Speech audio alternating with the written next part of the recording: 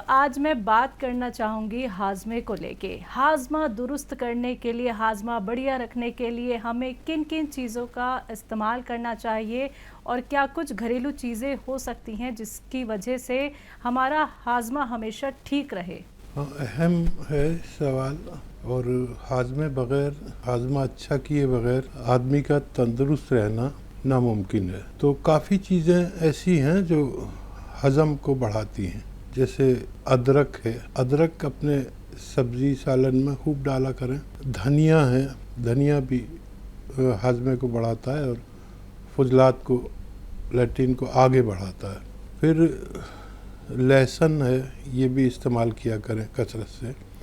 ज़ीरा है, ये हम कम तादाद में अपने सालन में डालते हैं तो हमारा हाजमा दुरुस्त नहीं रहता। और थोड़ी कंजूसी करते हैं इन्हें डालने में। इत्तेफाक से महंगी होती जाती हैं चीज़ें तो आदमी इसमें कंजूसी करने लगता है। ये चीज़ें खाएं और फिर फलों में फल खाएं तो पपीता खाएं और विटामिन सी की चीज़ें खाएं। नींबू भी हजमा बढ़ाता है और बहुत सारी चीज़ें हैं ऐसी, जैसे मैंने बताया अदरक, लहसुन, ज़ीरा, धनिया। और पहले तो ज़माने में चलन था कि हर खाने के बाद सौंफ लोग खाया करते थे। 1 चम्मच या 2 चम्मच सौंफ खाते थे। कोई डायरेक्ट सौंफ खाता था तो कोई पान में सौंफ खाता था।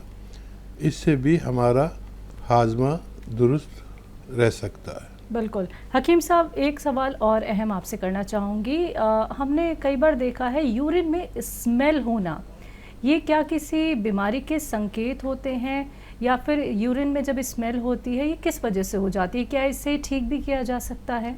हाँ, देखिए, ज़्यादातर लोग पानी कम पीते हैं तो उससे पेशाब में बदबू, स्मेल भी हो जाती है और पेशाब थोड़ा गाढ़ा भी आता है और उसका कलर भी पीला पीला हो जाता है।